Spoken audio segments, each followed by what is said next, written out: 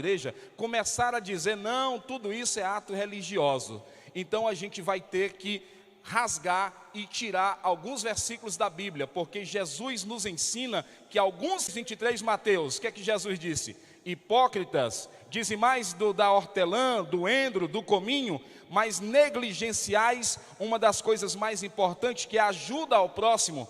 Aí Jesus termina Mateus 23, dizendo, deveis fazer essas coisas. Fazer o quê? Dizimar, mas sem omitir as outras. Eu já encontrei também gente dizendo que a Bíblia, no Novo Testamento, irmão Cleito, não fala de dízimo. É mentira. Mateus 23, você pode ver que Jesus está dizendo, hipócritas, dizimais do endro, do cominho e do hortelã, mas negligenciais ajuda ao próximo. Aí Jesus termina na parte B dizendo assim, deveis fazer estas coisas, mas sem omitir as outras. Eu tenho que dizimar, mas eu também tenho que ajudar o meu próximo. Eu já encontrei pessoas dizendo, não pode, não tem respaldo no Novo Testamento. Tem sim, irmãos, Mateus 23.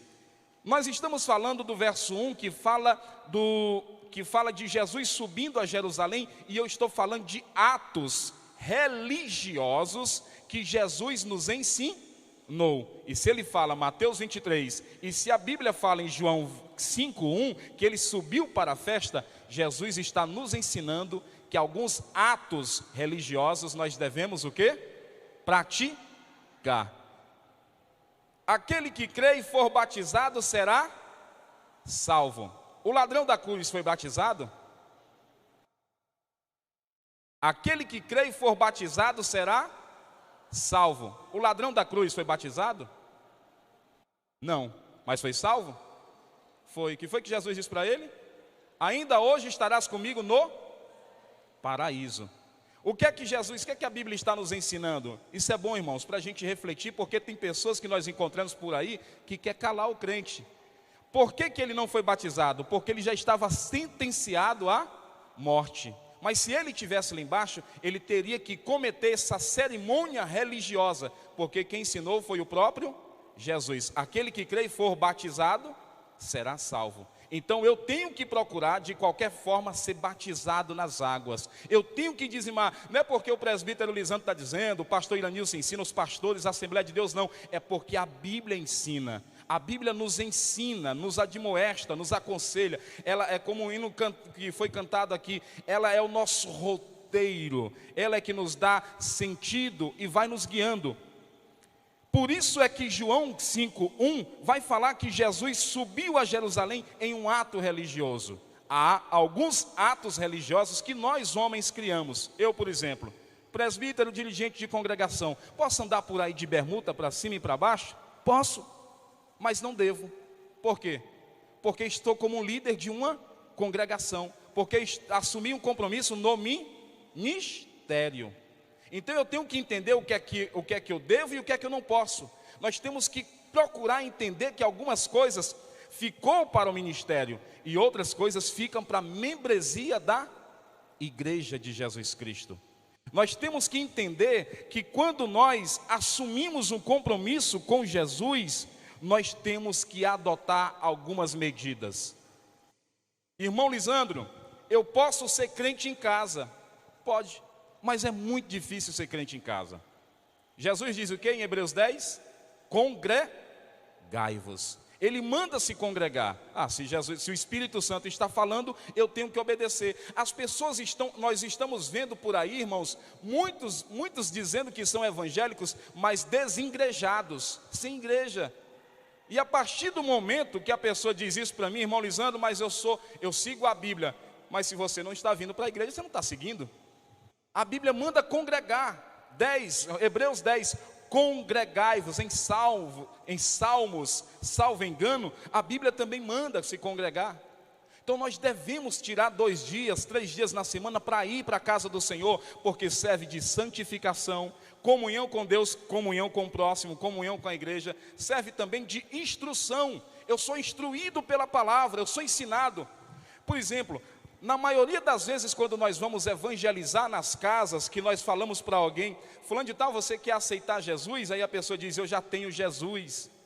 Às vezes a gente fica sem saber o que dizer. E outras formas que nós, quando abordamos alguém, que nós somos perguntados ou indagados, as pessoas, ou melhor dizer, nem indagado, eles afirmam que a primeira igreja, se tiver alguém católico aqui me perdoe, eles afirmam que a primeira igreja é a igreja católica. E nós temos que ter base para isso, nós temos que procurar informação para isso. Aí a gente pergunta, teve um festejo em Chaval, nós estamos aqui no culto de ensino, né, aquele culto de avivamento, de derramamento, mas um culto de ensino. Teve um festejo em Chaval que o padre, que é o sacerdote da igreja católica, disse assim: Jesus Cristo era católico ou evangélico? Aí a igreja católica fez um grande coral, dava para ouvir lá de casa, eles disseram assim: Jesus era católico. Aí o padre disse: não, Jesus era evangélico. Aí eu disse: estou gostando, esse padre vai se converter. Aí fiquei ouvindo lá de casa. De repente, ele vai explicar o que é evangelho. Irmão, evangelho é boas novas. O significado da palavra evangelho é boas novas. Aí dizem, a primeira igreja que houve é a igreja católica. Que conversa é essa? Não existe isso. Havia um homem chamado Constantino, e isso é história. Constantino, ele era imperador em Roma. Antes de Constantino, houve outros imperadores. E esses imperadores, todos eles perseguiam os cristãos. Quanto mais eles perseguiam, mais a igreja cristã aumentava. Houve uma época, disse certo historiador, que nações vizinhas, Espanha, França, salvo engano, eu me lembro muito bem da França, cercaram a Itália para guerrear com os romanos. Como o exército inimigo era muito mais forte, um imperador chamado Constantino disse assim: agora nós não temos condição. Preste atenção para você entender como foi que começou a igreja católica. E isso que eu estou dizendo, você pode buscar respaldo na história, você pode ouvir historiadores que vai contar o início do catolicismo. Aí o imperador chamado Constantino, ele vai começar a pensar e dizer: nós estamos cercados por outros países.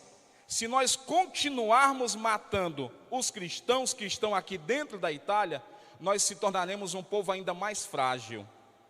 Aí o golpe de Constantino era o seguinte: a partir de hoje nós vamos denominar o cristianismo como religião oficial de Roma.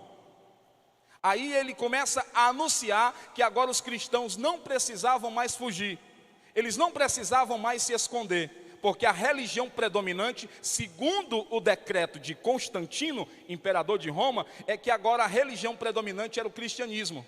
Aí ele cria Igreja Católica Apostólica Romana, e aí nós fomos atrás de saber qual é o significado de cada palavra. Católica vem de crer, de crença. Apostólica, de apóstolo, seguidor, discípulo. Romana, eu creio. Palavra católica, de crença, eu creio. Apostólica, eu sigo a... Eu creio e sigo a Roma. É errado o cristão dizer assim: irmão, eu sou católico, apostólico, cristão. Não é muito bom você dizer isso, mas com relação ao dicionário brasileiro, você está dizendo assim: eu sou católico, eu creio e sigo a Jesus Cristo. Eu creio e sigo a Roma, católico, apostólico, romano. Mas nós dizemos: eu creio e sigo a Jesus Cristo. Eu sou católico, apostólico, cristão. Eu sigo a Jesus Cristo. Então este homem chamado Constantino, ele é o primeiro papa da igreja católica. Quando eu começo a trabalhar na escola Epitácio Brito, e aí a gente sabe que o novo convertido, ele é muito afobado, né? Aí tinha uma professora aqui falando lá e tudo. Aí eu disse assim: me diga uma coisa, qual é o nome do primeiro papa da igreja católica? Aí ela encheu o peito e disse: é o apóstolo Pedro. E eu disse: ah, é? E Pedro e hoje o papa, ou antigamente, eles podiam casar? Não, nunca puderam casar. Engraçado, Mateus diz que Pedro tinha uma sogra, e está na sua Bíblia. Ela disse: olha, menino, não quero conversar contigo não. Aí eu digo: bora para cá conversar. Algumas informações que nós tínhamos. Então fui explicar para ela: a Bíblia diz que Pedro tinha uma sogra. Pedro nunca foi o Papa. Quem criou isso foi Constantino. A Roma abraçou o cristianismo como fé predominante, religião predominante. Criou-se a partir daí Igreja Católica Apostólica Romana. Mas esse negócio de dizer é a primeira igreja, isso é balela, não tem prova, gente que não conhece a história. Nós fomos atrás de conhecer a fundação da religião, nós fomos atrás de conhecer a base de tudo isso. E nós precisamos entender, irmãos, que nessa nossa luta, nós temos que sempre ser visto como alguém que conhece a Bíblia, alguém que tem domínio de Bíblia, porque isto tira a dúvida de muitas pessoas. Isso tira muitas pessoas do poço, pessoas que estavam em total desespero. Nessa semana agora, antes da festa do retiro, o pai do diácono Marquinhos, o Antônio Radu, aceitou a Jesus Cristo como Senhor e Salvador da sua vida, já veio até cultos aqui. Aí um rapaz da igreja católica parou a moto do meu lado e disse assim: ei, irmão Lisandro, nós estamos com medo também do Marcelo ir para a igreja evangélica. Eu disse: não se aperreie não, que já a gente chega lá. Aí ele saiu com raiva e eu disse isso. Mas por quê? Porque nós temos que entender, e certa feita eu fui lá na casa do irmão Antônio Radu, e ele estava, irmão Cleito, com problema de vista, mês passado. Problema de vista, quase perdendo a vista. O médico disse para ele que ele iria perder a vista, irmão James. Aí eu cheguei lá, de uma hora para outra, fui comprar umas pilhas para o microfone sem fio da igreja. Aí ele disse assim: irmão, eu estou muito ruim, ore lá por mim. Rapaz, o Espírito Santo me pegou e eu olhei para ele e disse: por que você não faz um propósito com Jesus? Diga para Jesus: Jesus, se tu me curar disso aqui, eu vou ser crente. Aí ele ficou calado. Ele ligou para minha cunhada há alguns dias e disse para ela: eu fiz um propósito com Jesus, de Jesus me curar. Eu fui para Parnaíba, o médico passou lá colocou em meus olhos uma lente e botou lá um colírio e eu estou bem, estou curado, eu vou ser crente, eu vou para a igreja hoje. Nós não podemos, irmãos, deixar de estar sempre com essa ousadia, deixar de estar sempre profetizando a fé em Cristo Jesus. Tem pessoas que estão sedentas, que estão perdidas, sem saber para onde ir, e você na sua rua, você na sua casa é um canal. É através de você que a pessoa pode ser alcançada, através de uma palavra de fé sua, através de uma iniciativa de fé sua. Às vezes nós não compreendemos que somos aqui instrumentos de Deus nessa terra. Somos apenas um depósito onde o Espírito Santo enche e de repente te usa para salvar algumas vidas. Aleluia, louvado seja o nome do Senhor Jesus. Deixa eu correr e nós já estamos, eu disse que seria sucinto.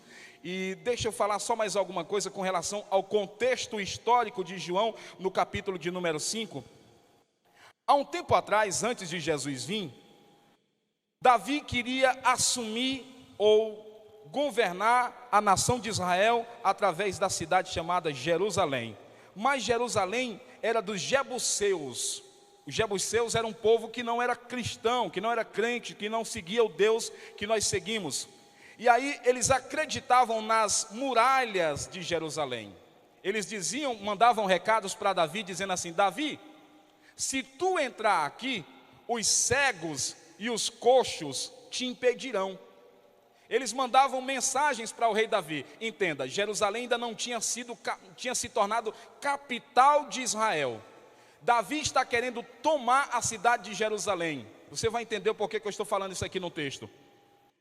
Aí quando Davi está do lado de fora com o exército de Israel, o exército de Judá, querendo entrar na cidade de Jerusalém, os jebuseus mandaram um recado para ele: ainda que tu entres, Davi, ainda que tu entres, os cegos e os coxos te impedirão de entrar.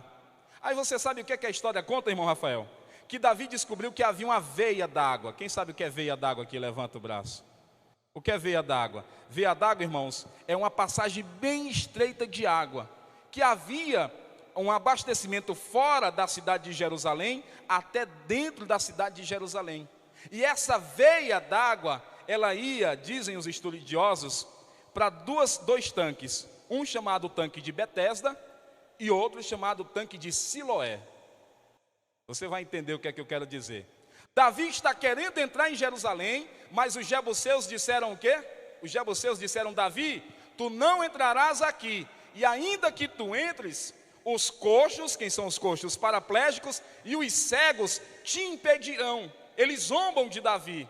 Aí Davi consegue entrar na cidade de Jerusalém por uma veia d'água, a água que abastecia a cidade de Jerusalém. Mas o mais interessante disso tudo é que essa veia d'água alimenta o tanque de Siloé e o tanque de Betesda. Agora eu pergunto à igreja de Cristo: quem foi que ficou curado após lavar os seus olhos no tanque de Siloé? Um cego. Na época de Jesus. E quem foi que foi curado de ser um coxo, ser um paraplégico na época de Jesus? O paralítico do tanque de Betesda. Você está entendendo o texto?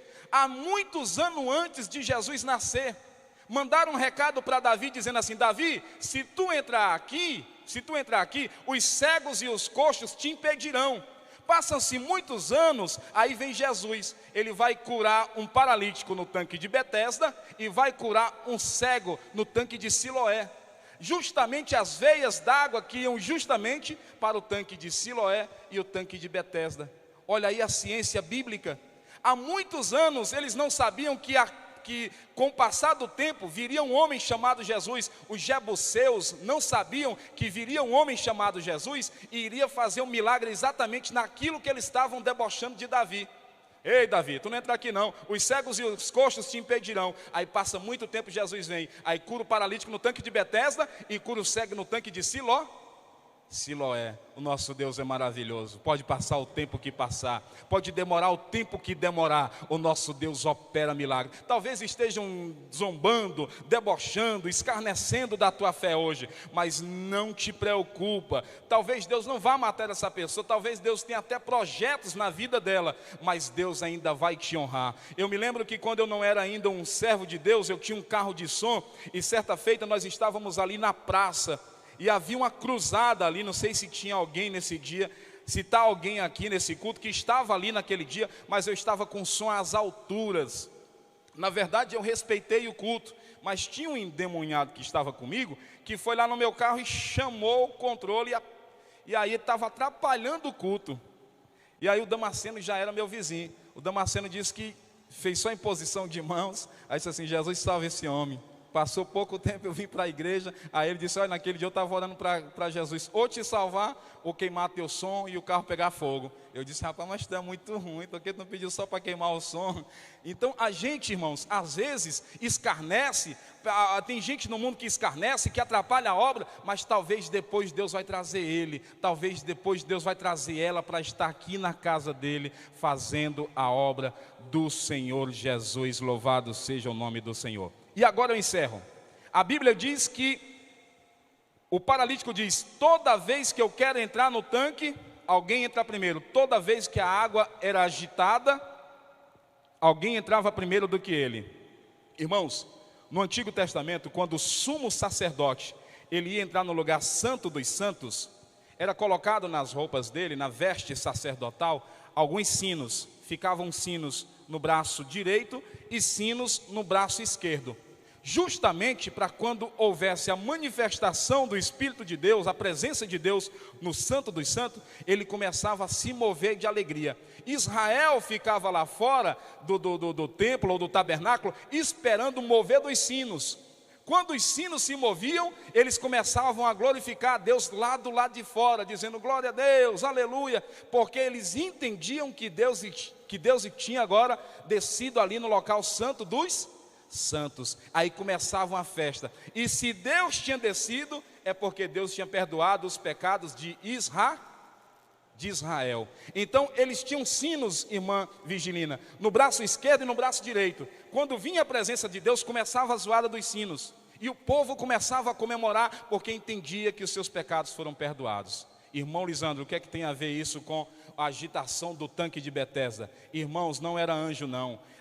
Há historiadores que dizem, embora a Bíblia fale que com o mover, que um anjo descia, há historiadores que começam a pensar que a presença de Deus sobre as águas fazia com que ela se movesse. Aí quem entrasse dentro do tanque era curado. A presença de Deus faz com que águas se movam. A presença de Deus faz que o sino venha a alertar que Ele está ali. Às vezes quando eu tinha muitos arrepios no início da fé, até hoje, quando eu escuto um hino, que eu sinto que aquilo Deus falando comigo, eu me arrepio, e para a glória de Deus isso é muito normal comigo. Mas houve uma época que quando eu passava o dia me arrepiando, irmãos, eu faltava clamar o sangue de Jesus com medo, porque eu acreditei, uma crença minha antes de ser crente, que quando eu me arrepiasse, a mamãe dizia assim: menino, te benço, que é alguma coisa ruim.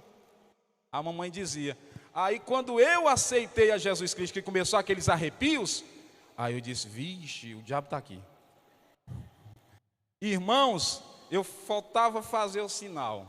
Ele disse: agora eu vou no crente de Deus Pai Todo-Poderoso. Mas eu fui ler o Salmo de número 119. Aí achei explicação para os meus arrepios. A Bíblia diz no Salmo 119, não me pergunte o versículo, leia o capítulo todo que você vai achar. O salmista diz assim: quando medito na tua palavra, chego a me arrepiar, Senhor. Aí eu encontrei resposta para aquilo que me inquietava, aquilo que me deixava com medo, trêmulo, nervoso. Quando medito na tua palavra, chego a me arrepiar, Senhor. Isso pode acontecer através da palavra do irmão. Já cumprimentei o irmão, que eu disse assim: paz, Senhor, meu irmão. Que ele disse: irmão, na hora que você falou, aí eu me arrepiei.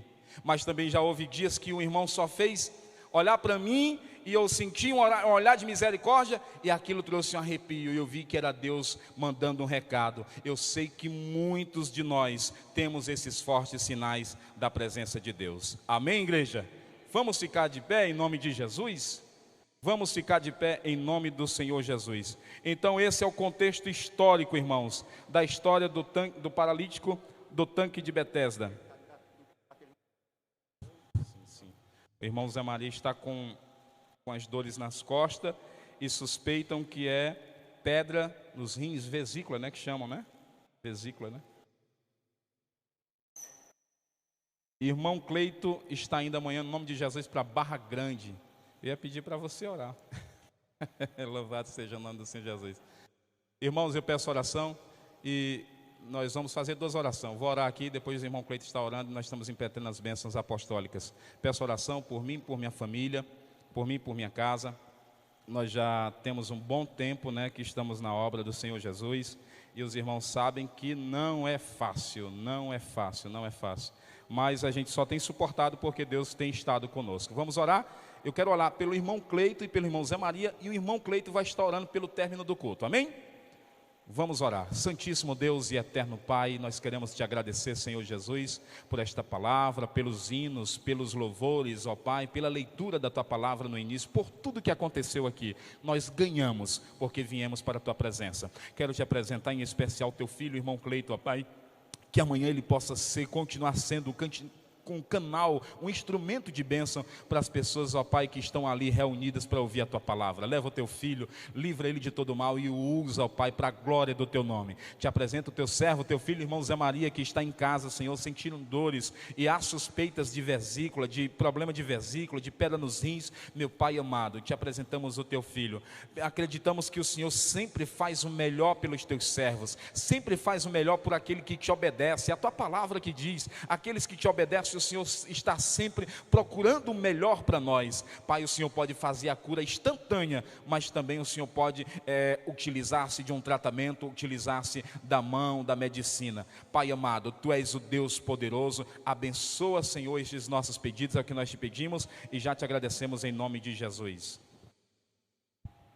Nosso Deus, nosso Pai, nós queremos te louvar, te agradecer, Senhor, por esse culto tão abençoado, por cada palavra que foi, Senhor, trazida aqui ao nosso coração.